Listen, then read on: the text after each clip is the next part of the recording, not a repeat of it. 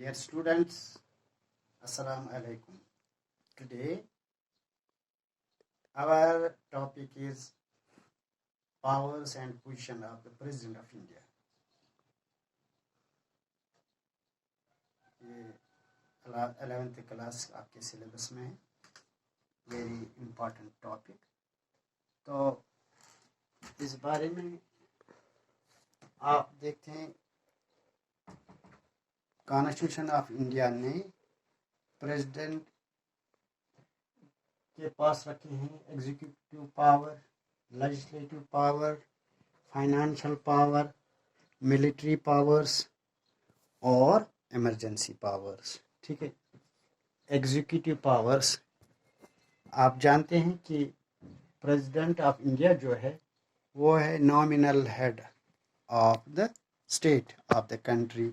ये nominal head है, यानी जो कुछ भी काम होता है वो इसी के on behalf of the president होता है। ये आप जानते हैं, nominal head. President is the nominal head of the state. जो कुछ भी काम होता है वो on behalf of the president of India होता है। और उसके एग्जीक्यूटिव पावर्स क्या है? ही अपॉइंट्स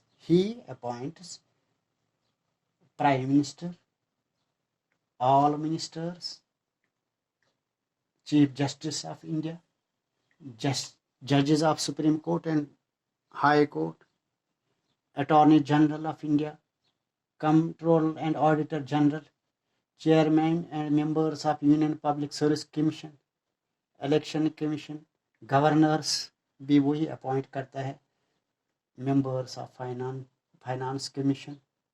ये सही है कि it all happens on the advice of Council of Ministers and the Prime Minister, headed by the Prime Minister। और दूसरी बात जो आप याद रखेंगे वो he can seek, को President of India can seek any information about affairs going on।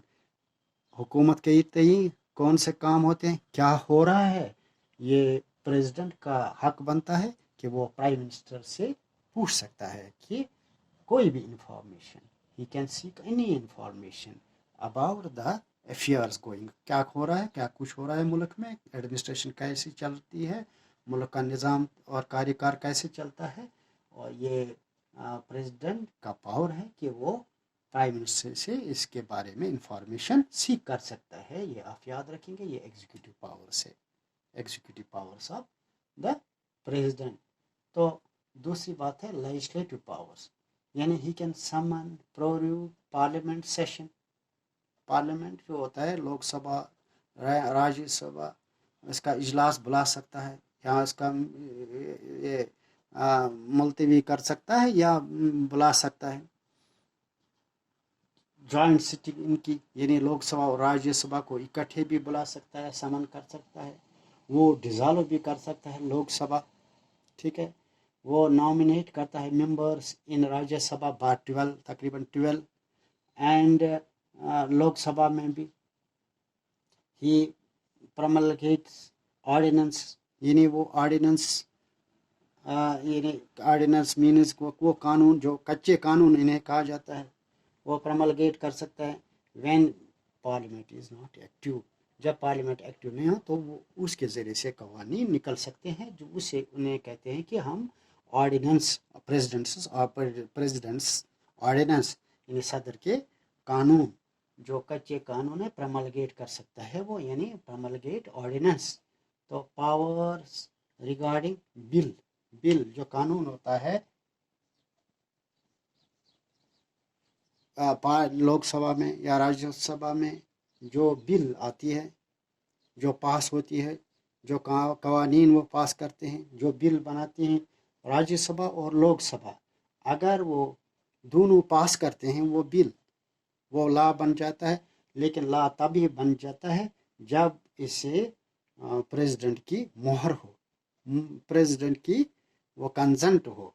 तो जब ये बिल लॉ बन जाती है, अगर प्रेसिडेंट कभी ये भी करता है कि वो उसके पास उसकी कंसेंट, उसका साइन के लिए जब ये बिल वहाँ जाती है, जब ये कानून जाता है, जब भी وہ اپنا سائن کرتا ہے، اپنی کنسنٹ دیتا ہے، تو تب ہی یہ لا بن جاتا ہے. ادروائز وہ یہ بھی کر سکتا ہے کہ وہ واپس بھیج سکتا ہے بل کو ریکنسیڈر کے لیے.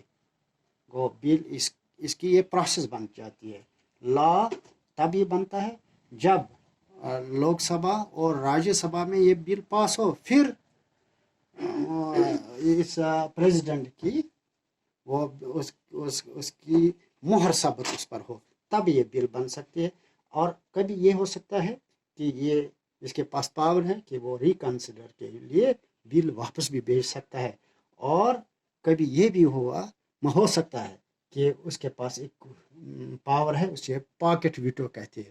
اگرچہ یہاں یہ ضروری نہیں ہے، یا آپ یاد رکھیں انڈیا میں یہ ضروری نہیں ہے کہ ریکنسیڈر کرنے کے بعد اگر پریزیڈنٹ ریکنسیڈر کے لیے لوک سبھا یا راجیہ سبھا کو واپس بھیجتا ہے بل، اگر وہ بل دوبارہ بھیجی گئی پریزیڈنٹ کے پاس، تو اس صورت میں اسے کسی بھی صورت میں اسے اپنی مہر ثابت کرنی ہے اور وہ لا بن جاتا ہے. لیکن ایک ٹائم یہ بھی ہوا کہ گیانی زیل سنگھ پریزیڈنٹ تھے، اس نے ایک دفعہ پاکٹ ویٹو کا استعمال کیا، یعنی ڈیلے کی، اپنے پاس بل رکھی جو لوک سبھا اور راجیہ سبھا سے آئی تھی پاس ہو کے، اب ان کی کنسنٹ لینی تھی. لیکن گیانی زیل سنگھ جو پریزیڈنٹ تھے اس ٹائم، انہوں نے اپنے پاس وہ بل رکھی، تو اسے کہتے ہیں پاکٹ میں رکھی، پاکٹ ویٹو جسے کہتے ہیں. اور کچھ وقت کے بعد اس حکومت اس گورنمنٹ وہ چینج ہو گئی، تو پھر اس جو ڈیلے کی وجہ سے وہ بل پاس نہیں ہو گئی، تو پاکٹ ویٹو ہو گیا. اس طرح یہ پریزیڈنٹ کبھی یہ اس کے پاور میں اضافہ ہو جاتا ہے. تو تیسرا ہے financial powers. Annual financial statement, that means budget پیش کیا جاتا ہے آن بہاف آف دا پریزیڈنٹ. کسی دوسرے، یعنی عام طور پر فائنانس منسٹر بجٹ پیش کرتا ہے پارلیمنٹ میں، لیکن یہ آن بہاف آف دا پریزیڈنٹ ہی ہوتا ہے. کنٹنجنسی فنڈ آف انڈیا، جو کنٹنجنسی فنڈ مینس ایمرجنسی فنڈ ایک رکھا جاتا ہے کہ کوئی انٹورڈ ہو، کوئی ایسی سچویشن ہو جہاں ایمرجنسی میں پیسہ خرچ کرنا ہو، تو وہ کنٹنجنسی فنڈ آف انڈیا جو ہے وہ پریزیڈنٹ کے پاس ہی ہوتا ہے. اور کانسٹیٹیوٹ اے فائنانس کمیٹی، یعنی اس کے پاس یہ بھی پاور ہے کہ وہی کانسٹیٹیوٹ کرتا ہے ایک فائنانس کمیشن. تو military powers, supreme commander of all forces ہے، وہ اپوائنٹ کرتا ہے چیف آف آرمی، نیوی یا ایئر فورس اسٹاف. وہ ڈکلیئر کرتا ہے وار یا کنکلوڈ کرتا ہے پیس. یہ ملٹری پاور کہلایا جاتا ہے. And besides the powers in normal Times, ٹھیک ہے. President of India has some special emergency powers. وہ بہت ہی اہم ہے جو آپ کو یاد رکھنے ہیں کہ آرٹیکل 352 اینڈ آرٹیکل 356، آرٹیکل 360، یہ 3 آرٹیکل جو ہے یہ جو اسے کچھ ایکسٹرا آرڈنری پاورز ویسٹ کرتا ہے پریزیڈنٹ کے تئیں. تو اس پر آپ کو زیادہ غور کرنا ہے کہ انہیں ایمرجنسی پاورز کہا جاتا ہے. ایمرجنسی پاورز آرٹیکل 352 یہ نیشنل ایمرجنسی ہوتی ہے، نیشنل ایمرجنسی. اینڈ آرٹیکل 356 یہ پریزیڈنٹس رول جب اسٹیٹ میں لاگو کیا جاتا ہے. یا آرٹیکل 360 یہ ہو گئی فائنانشل ایمرجنسی. یہ اس کے لیے 3 گراؤنڈس ہوتے ہیں، یعنی اگر وار یا ایکسٹرنل ایگریشن یا آرمی ریبیلین ہو، ٹھیک ہے، وار، ایکسٹرنل ایگریشن یا آرمی ریبیلین ہو، تو پریزیڈنٹ کین ڈکلیئر. اگر وہ دیکھے گا کہ وار سچویشن ہے، یعنی فارمل ڈکلیریشن آف وار ہے، کسی دوسرے ملک نے ڈکلیئر کیا وار اس پر، تو وار سچویشن ہو، وار جیسی سچویشن ہو، تو یہ ڈکلیئر کر سکتا ہے ایمرجنسی.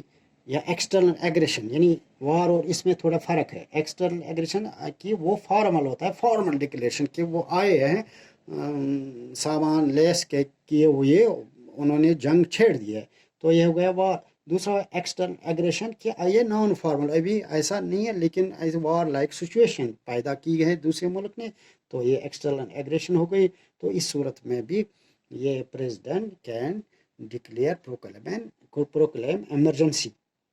तो यह आर्मी रिबेलियन होता है कि पहले ये कहा जाता था इंटरनल डिस्टर्बेंस।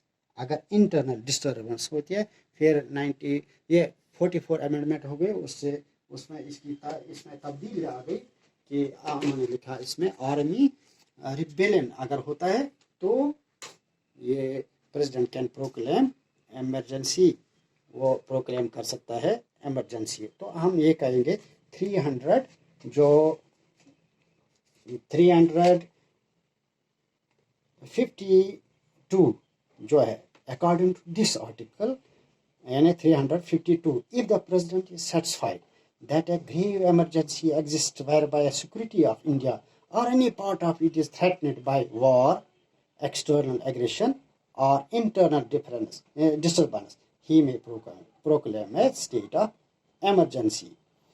तो इसी तरह है 356 if the president in the मतलब अगर उसे governor either on the receipt of report from the governor of a state or otherwise is satisfied, अगर वो satisfy होता है that a situation has arisen in which the government of the state cannot be carried on in accordance with the provision of the constitution, the president can issue a proclamation of emergency in that state.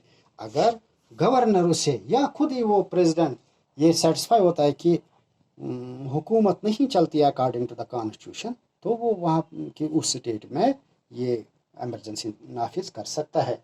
तो 360 जो है article 300 ये financial emergency. If the president is satisfied that a situation has arisen whereby the financial stability